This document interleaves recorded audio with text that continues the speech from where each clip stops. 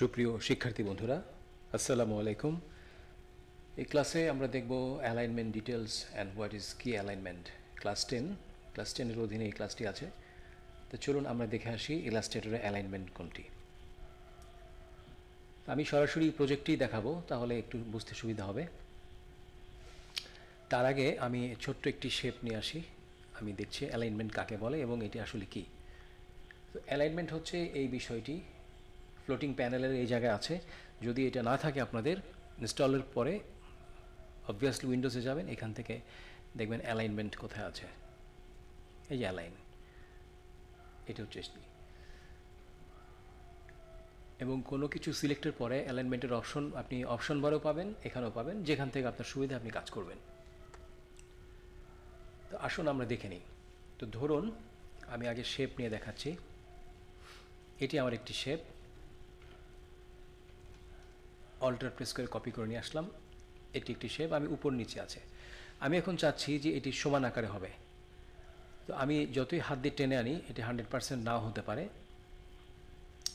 আমি চাচ্ছি যে দুটি সমান আকারে হবে। আমি সিলেক্ট করে এখান থেকে শুধু এটি হলো সেন্টার অ্যালাইনমেন্ট বা ভার্টিক্যাল অ্যালাইনমেন্ট।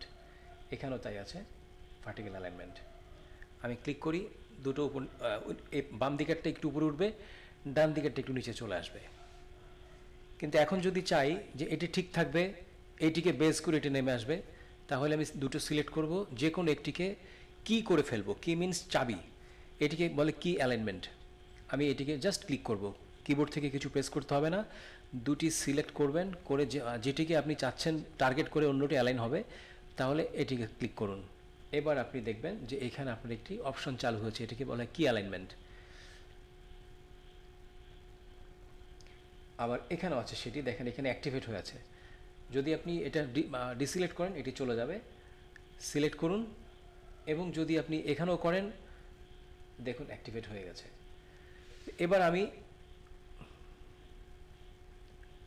যদি ভার্টিক্যালও করি এরকম হবে, অথবা কন্ট্রোল জেড দিয়ে পিছনে আসলাম। যদি আমি ভার্টিক্যাল অ্যালাইন বটম নিচের দিকে নেই, তাহলে এটি এরকম হবে।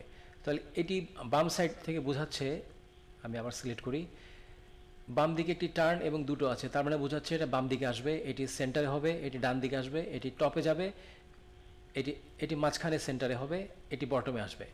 এগুলো হচ্ছে অ্যালাইনমেন্ট, আর এগুলো হচ্ছে ডিস্ট্রিবিউশন। তার মানে শুধুমাত্র দুটো শেপের উপরে যখন মাঝখানে যখন অ্যালাইনমেন্ট হবে বা সাজিয়ে নিতে চাবো, তখন হচ্ছে এ পর্যন্ত কাজ হবে। কিন্তু যখন দুয়ের অধিক আমি আসবো, তখন বাম থেকে এ পর্যন্ত হবে, এটিকে বলা হয় ডিস্ট্রিবিউশন। দেখুন এখানে কিন্তু সাজানো আছে। উপরের এগুলো হচ্ছে অ্যালাইনমেন্ট, এগুলো হচ্ছে ডিস্ট্রিবিউট অবজেক্ট। এখানেও তাই দেখাচ্ছে, এখানে ইলাবোরেট করে বলা আছে, এখানে বলা নেই। তো এখন আমি অল্টার প্রেস করে এটিকে আবার কপি করে নিয়ে আসলাম এবং একটি উপর নিচ করে রাখছি। এটিকে আমি নিচে রাখলাম, বা ধরুন এটিকেও আমি অল্টার প্রেস করে এ পর্যন্ত নিয়ে আসলাম। এখন সবগুলিকে সিলেক্ট করব। এখন কিন্তু আমি এখানে আসবো না, যদি আসি দেখেন এরকম হয়ে যাচ্ছে। আমি এটা চাচ্ছি না, আমি চাচ্ছি সমান ভাগ হবে। এটা কি বলা হয় ডিস্ট্রিবিউশন। যেহেতু সবগুলোর মধ্যে সমানুপাতিক হারে ভাগ করা হবে, দ্যাটস ওয়াই ডিস্ট্রিবিউশন। তাহলে আমি চাচ্ছি এখন সবগুলোর মাঝখানে হবে। এই যে এটি দেখুন মাঝখানে হয়ে গেছে। এখন আমি চাচ্ছি সবগুলো সমান আকারে হবে, উপর থেকে নিচে। এখন আপনি উপরে অ্যালাইনমেন্ট করতে পারবেন। এই হচ্ছে অ্যালাইনমেন্ট এবং এই হচ্ছে ডিস্ট্রিবিউশন। এখন যদি আমি চাই যে এটি একটু এই পাশে চলে গেছে, সিলেক্ট,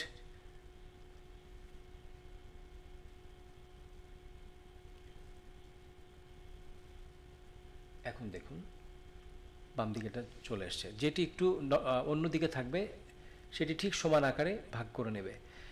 এখন দেখুন চলে আসছে। তো এটি হচ্ছে আমার অ্যালাইনমেন্ট এবং ডিস্ট্রিবিউশন। বিষয়টি খুব একটা জটিল না। আমি এখন এখানে দেখছি, এবার এটা আমি আনগ্রুপ করে নিলাম।